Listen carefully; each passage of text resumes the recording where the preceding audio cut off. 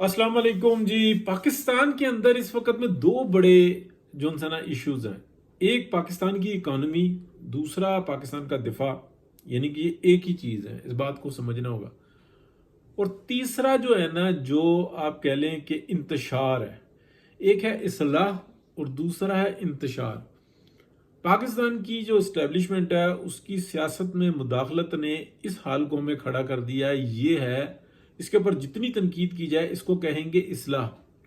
क्योंकि एक को बार बार बताना पड़ता है कि ये तुम गलत कर रहे हो, फिर तुम गलत कर रहे हो, फिर यहां से तुम गलत कर रहे हो।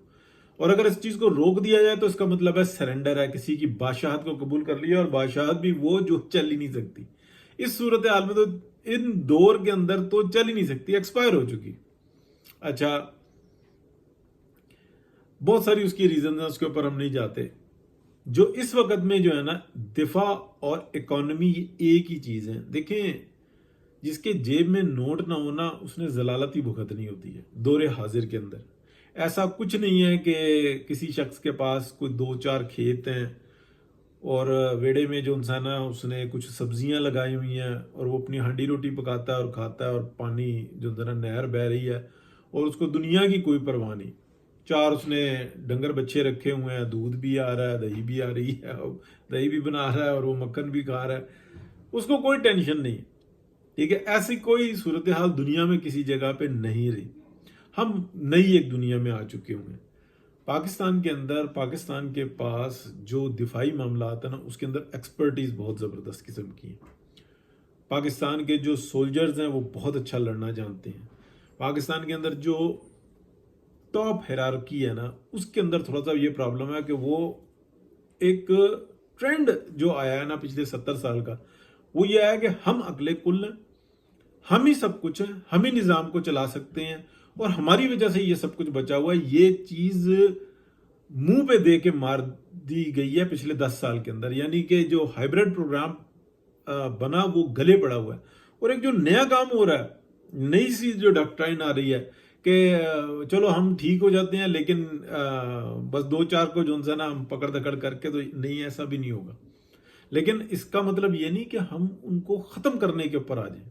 एक बात, अब मैं आपको छोटी सी कहानी, और हाँ, इसके साथ जो है ना इकॉनमी, अल्लाह का शुक्र है कि ये कंटिन्यूएशन, यानी कि 2022 में अप्रैल में जो एक नई हुकूमत बनती है, जो नई बननी चाहिए थी वहीं पे इंतखाबात हो जाने चाहिए थे। ये एक नई बहस है या माजी का किस्सा है। गलत डिसीजंस, पीएमएलएन को सारा बोझ उनके सर पे पड़ गया, और जो स्टैब्लिशमेंट ने किया वो भी जो इंसान कभी तारीख जो इंसान उसको जो लिखी जा रही है वो साबित करेगी कि बहुत ज्यादती हुई।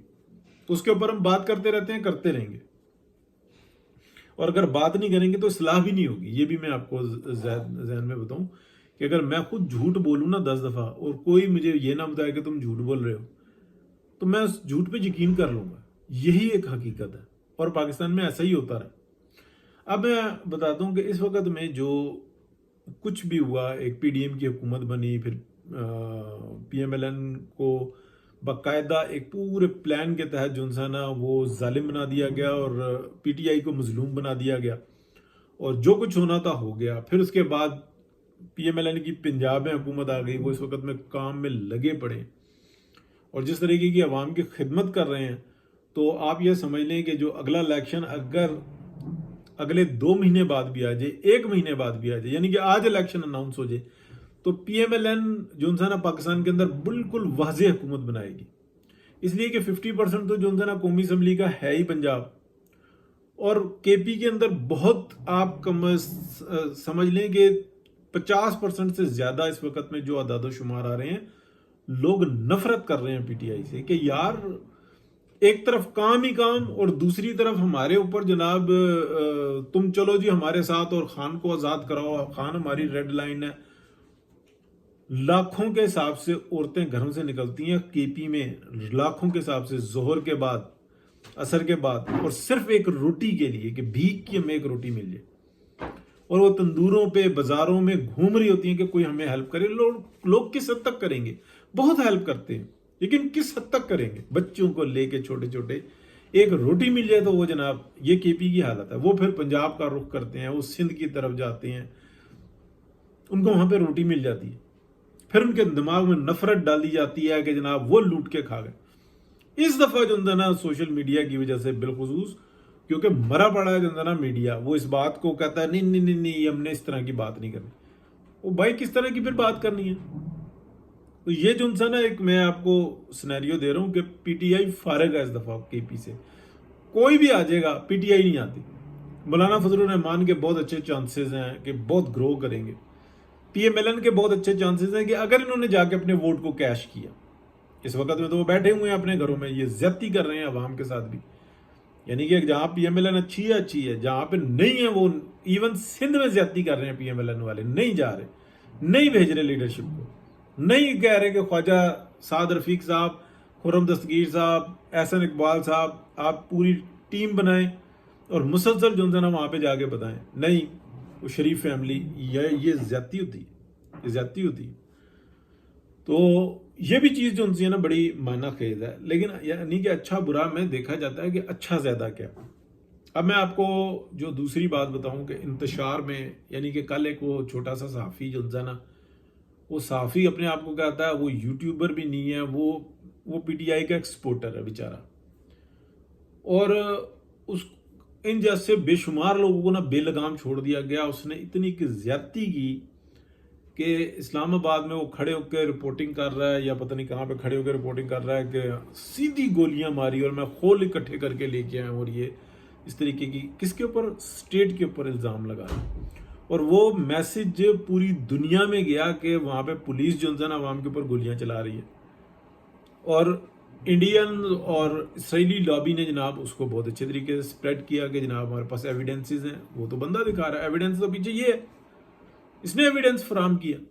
फिर उसके घर पे छापा पड़ रहा तो आयतुल कुर्सी के विर्द कर रही हैं बहनें। उस वक्त में नहीं विर्द याद आए थे जब वो अपना भाई जो था ना पाकिस्तान के अंदर इंतशार फैला रहा था और झूठे इल्जाम लगा रहा था स्टेट पे।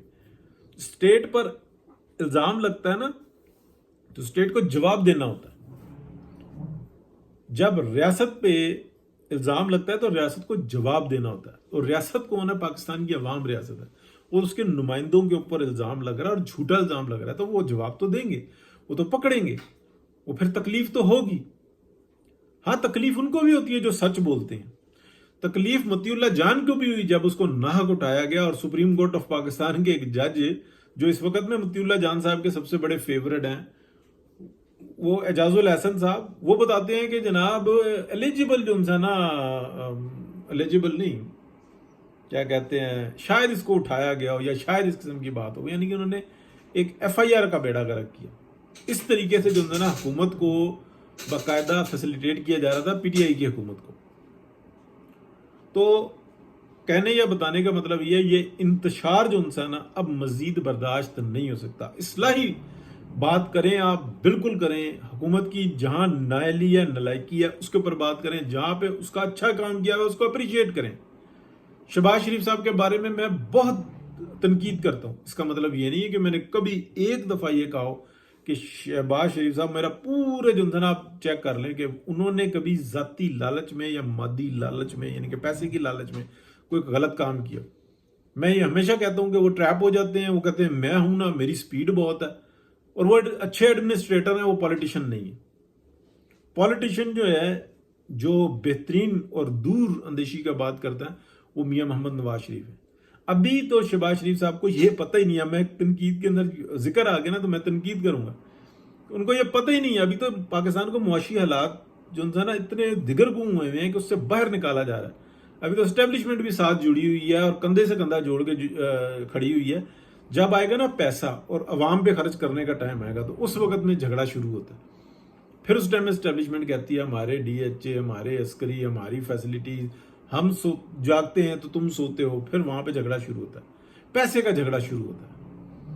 वहां पे मियां नवाज शरीफ ने 3 दफा ये कहा कि मैंने अवाम को देना है, उनके लिए पुल बनाने हैं, सड़कें बनानी है, इनके लिए स्कूल बनाने हैं, कॉलेजेस बनाने हैं, यहाँ पे ज़राअत के पैकेजेस देने हैं, मुझे दिफा के लिए कुछ करना है, मुझे दिफा के लिए कुछ करना है, जहाज अपने बनाने हैं। हमने अपने दिफा को बतौर हमने एक बिजनेस मुतारिफ कराना है, जैसे अमेरिका ने करवाया वो, वरना हम दब के मर जाएंगे जैसे इंडिया दब रहा है। इंडिया ने नहीं किया, उसकी वो غلط پالیسی ہے جو کہ اس کو لے کے ڈوب رہی ہے.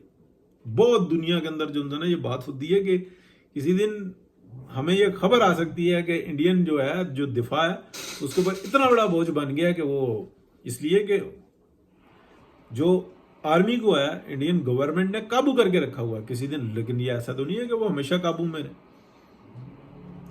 بات سمجھیے کی ہے. چلیں جی ہم اپنی بات کرتے رہیں گے, انتشار کی گنجائش نہیں ہے. یہ جو کل ہوا ہے ظاہراً زیادتی لگ رہی ہے بھیا نا. آپ اگر جھوٹی خبریں دیں گے نا, سچ جتنا بھی کڑوا ہو اس کی جو بھی قیمت آپ کو برداشت کرنی پڑے وہ ٹھیک ہے, وہ زیادتی نہیں ہے. لیکن یہ آپ گولیاں اٹھا کے بتا رہے ہیں, آپ یہ بتا رہے ہیں اس راستے سے آؤ, اس راستے سے آؤ, اس راستے سے آؤ, تو آپ ڈی چوک پہنچ جاؤ گے. آپ نقشے تیار کر کے دے رہے ہیں, تو دشمن میں اور آپ میں فرق ہے. تو یہ ان کے گھر والوں کو بھی دیکھنا چاہیے. بہت شکریہ جی, اللہ حافظ.